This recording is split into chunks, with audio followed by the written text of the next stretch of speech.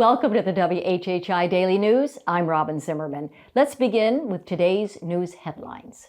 The whirlwind bus tour of Vice President Kamala Harris and running mate Tim Walz through southern Georgia ended on Thursday night with a rally at Savannah's Enmarket Arena that attendees waited hours for after the doors were opened at 1 p.m.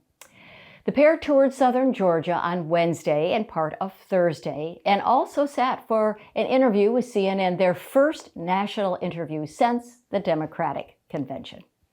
And we still don't know completely why Jasper County School Superintendent Rochelle Anderson is still on paid administrative leave, but we do know now that the State Inspector General has opened an investigation into the school district after a request from the State Superintendent of Education to look into late financial reports, chronic underperformance of students, and questions about travel expenses. State Superintendent Ellen Weaver has also put the district under fiscal emergency, saying the school's annual audit is more than 8 months late.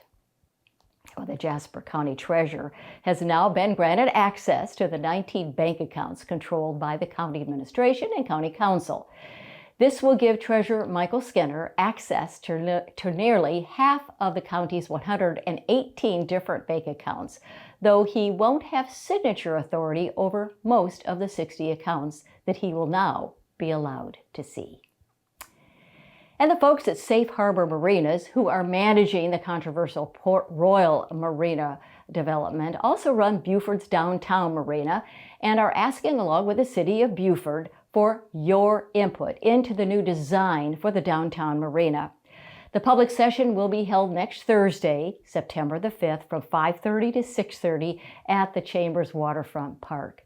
Now, under the current lease deal with the city, Safe Harbor is required to invest at least $1 million in those docks in the next 5 years, a deal that actually was done without any public input or even a vote of the city council.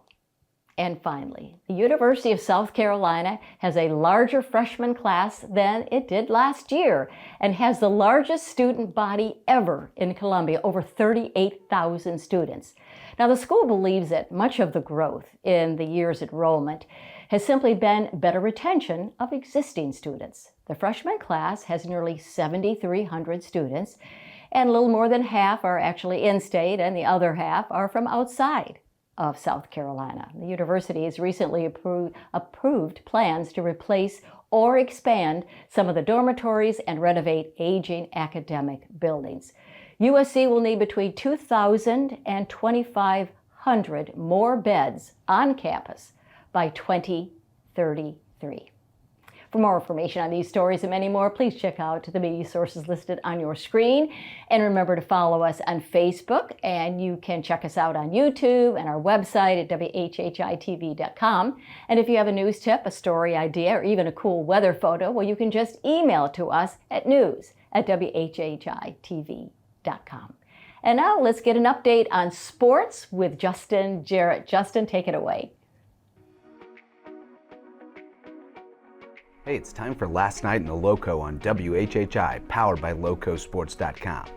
Week 2 of the high school football season kicks off in the Lowco tonight in Ridgeland, and we'll have another 13 games on the Friday night slate with some great matchups on tap and some electric environments. The Jaguars will try to move to 2-0 tonight when they host East Clarendon in what figures to be a competitive matchup, and the main card includes a trio of Lowco-on-Lowco matchups. Battery Creek hosts John Paul II in an intriguing clash of public versus private that you can see right here on WHHI. Whale Branch looks to bounce back from a blowout loss to Bluffton when it travels to Hardeeville for the Hurricanes' first varsity home game in 12 years. And Thomas Heyward hits up Colleton Prep for a key region showdown in SCISA 1A. Plus, we have 3 home openers on tap, with Beaufort High facing a talented Greenwood team in a high-profile matchup, Hilton Head High taking on former region foe James Island in a major test, and Colleton County welcoming Woodland. The Hampton County Hurricanes are the new #1 team in Class 2A, and they'll be back in front of a raucous home crowd to take on Allendale Fairfax, while Hilton Head Christian Academy hosts Bethesda Academy in what could be a high-scoring affair, and Cross Schools is at home against the Kings Academy if you're into 8-man football. May River and Bluffton hit the road, hoping to return with 2-0 records as the Sharks take on West Ashley and the Bobcats face Andrew Jackson.